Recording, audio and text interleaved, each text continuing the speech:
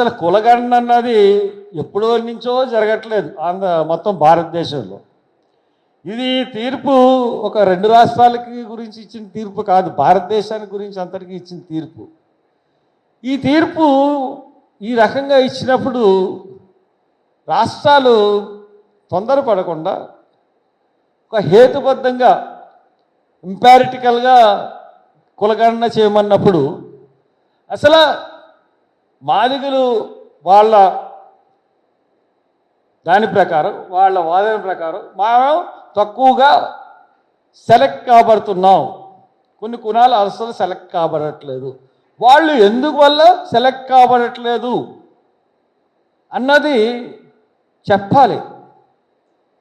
ఫలానా కారణం ద్వారా వీళ్ళు వాళ్ళ యొక్క అక్కడున్న నివసించే పరిస్థితులు కానీ అక్కడున్న పరిస్థితుల ద్వారా వాళ్ళు వెనకబాటుతనం వెళ్ళిపోయారా, లేకపోతే మాలలు యొక్క పరిస్థితులు ఏమన్నా బాగున్నాయా, వాళ్ళు జీవన పరిస్థితులు ఏమన్నా బాగున్నాయా అందుకుని సెలెక్ట్ అవుతున్నారా, లేకపోతే ఎందువల్ల ఈ రకంగా ఒక రిజర్వేషన్ విధానంలో ఒక కొన్ని వందల కమ్యూనిటీలు ఉన్నటువంటి ఈ దాంట్లో ఏ రకంగా మనం వర్గీకరణ చేయగలం.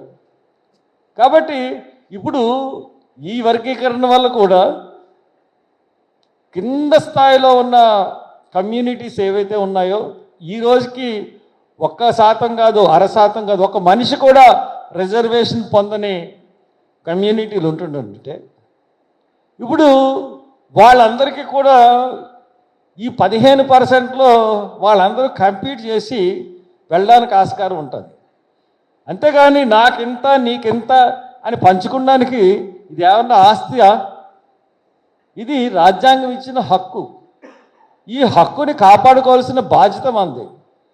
ఇప్పుడు ఉన్న రాజకీయ పార్టీలు ఏ రకంగా ఉన్నాయంటే ముఖ్యంగా తెలుగుదేశం పార్టీ ఇది ఫస్ట్ నుంచి కూడా అది నిన్న కూడా పవన్ కళ్యాణ్ చెప్తాడు హేతు ఇతనే చంద్రబాబు నాయుడు అని. చంద్రబాబు నాయుడికి ఎందువల్ల ఈ ఎస్సీల పట్ల ద్వేషం పెరిగింది అన్నది మనం ఆలోచించినప్పుడు తెలుగుదేశం హయాంలో 1985లో కారంచేడు సంఘటన జరిగినప్పుడు మాదిగలు కలిసి పోరాటం చేశారు. పోరాటం చేసిన తర్వాత దగ్గుపాటి సంచిరామయ్యను కూడా తర్వాత చంపేశారు. ఎన్టీ రామారావు వియ్యంకుడిని చూసిన తర్వాత వీళ్ళని కలిసి ఉండనిస్తే చాలా ప్రమాదం, వీళ్ళని విడగొట్టాలని ఒక ప్లాన్ చేసి ఒక జస్టిస్ రామచంద్రరాజు అన్న కమిషన్ వేసి ఒక దొంగ లెక్కలు చూపించి రాష్ట్రం అంతా ఉభయ రాష్ట్రాలు అంటే ఉభయ ఆంధ్ర రాష్ట్రంలో ఈ రామచంద్రరాజు కమిటీ ద్వారా దొంగ లెక్కలు చూపించి వర్గీకరణ చేయడం జరిగింది. చాలా కాలం వర్గీకరణ జరిగిన తర్వాత ఆ వర్గీకరణ హేతుబద్ధం కాదు, కరెక్ట్ కాదు, ఇది 341 ఆర్టికల్కి విరుద్ధం ఇది కాబట్టి అని సుప్రీంకోర్టు ధర్మాసనం కొట్టేసింది. ఇప్పుడు మళ్ళీ ఈ తీర్పులో కూడా ఒక సుప్రీంకోర్టు ధర్మాసనం కొట్టేసిన తీర్పుని ఇంకొక సుప్రీంకోర్టు ధర్మాసనం ఎలాగ సపోర్ట్ చేస్తుంది?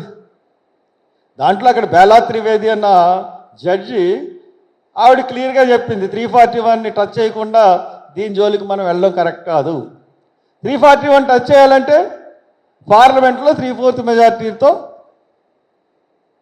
మనం రాజ్యాంగ సవరణ చేసి దీన్ని చేయొచ్చు. దానికి అన్ని పార్టీలు ఒప్పుకునే పరిస్థితి పార్లమెంట్లో లేదు. కాబట్టి దొంగదారిలో ఈ యొక్క వ్యతిరేకాన్ని ఈ వర్గీకరణ అన్నదాన్ని చేయించారు మోడీ, చంద్రబాబు నాయుడు కుట్ర పని. ఇది ఎలక్షన్కి ముందే జరిగిన కుట్ర ఇది. ఆ కుట్ర ద్వారా బీజేపీ మాదిగలను ఓట్ బ్యాంక్ చేసుకోవాలన్న ఒక ఉద్దేశం, తెలుగుదేశం ఆంధ్రాలో మాదిగల్ని ఓట్ బ్యాంక్ చేసుకోవాలని ఉద్దేశం. అంతేగాని ఈ కులాల మీద ప్రేమ ఉండి కాదు.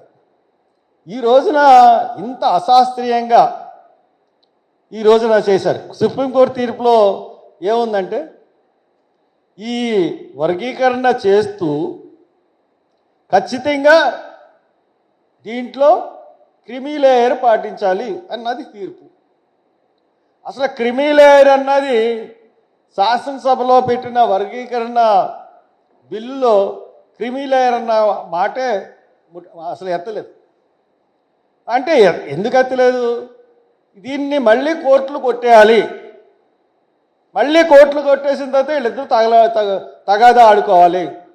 తగాదా ఆడుకున్న తర్వాత మళ్ళీ మనం వీళ్ళని ఎంకరేజ్ చేసి వీళ్ళకి ఎస్సీ బిల్స్ కానీ ఎస్సీ ప్రోగ్రామ్స్ కానీ ఎస్సీ బెనిఫిట్స్ కానీ ఇవ్వకుండా కాలం గడిపేయాలి. వీళ్ళు ఎంతసేపు వీళ్ళ కొట్టుకు సావాలి. వీళ్ళు అభివృద్ధి మీద ధ్యాస పట్టకూడదు. వీళ్ళ రాజ్యాధికారం వైపు చూడకూడదు. వీళ్ళని రాజ్యాధికారం వైపు చూసినట్లయితే మళ్ళీ ఎవరికి కూడా రాజ్యాధికారం రాదు. జనాభా సంఖ్యలో అత్యధికులు వీళ్ళే ఎస్సీసే కాబట్టి వీళ్ళని రాజ్యాధికారంకి దూరంగా చేయాలని కుట్రే ఈ యొక్క ఎస్సీ వర్గీకరణ. దీనికి ఆద్యుడు చంద్రబాబు నాయుడు. ఈ రోజున ఆయన ఎస్సీ స్కీమ్స్ అన్నీ కూడా ఆపేశాడు. స్కాలర్షిప్స్ ఇవ్వట్లేదు. ఇక్కడ తెలంగాణలో పరిస్థితి ఎలా ఉందో తెలియదు కానీ ఇక్కడ 6 పథకాలు అమలు చేస్తున్నాడు. ఒక్క పథకం కూడా అమలు చేయలే. సూపర్ 6 అని ఒక్క పథకం కూడా అమలు చేయని పరిస్థితి అక్కడ కనపడుతూ ఉంది. ఎస్సీ స్కాలర్షిప్స్ ఇవ్వట్లే. ఇక్కడ ఏదో ఇంటిగ్రేటెడ్ స్కూల్స్ అని చెప్పి ఏదో మొత్తం ఎస్సీ బీసీసీకి ఒక స్కూల్స్ రూపకల్పన చేస్తుంది ఈ ప్రభుత్వం. అక్కడ చూసుకున్నట్లయితే అటువంటి విధానమే లేదు. ఎంతసేపు అమరావతి, పోలవరం ఈ 2 సమస్యలు చెప్తే సంక్షేమం కానీ ఇంకేమీ కూడా పట్టించుకునే పరిస్థితి ఆంధ్రప్రదేశ్లో లేదు. అందుగురించే మేము ఖచ్చితంగా దీని మీద మళ్ళీ కోర్టుకు వెళ్ళడం జరుగుతుంది.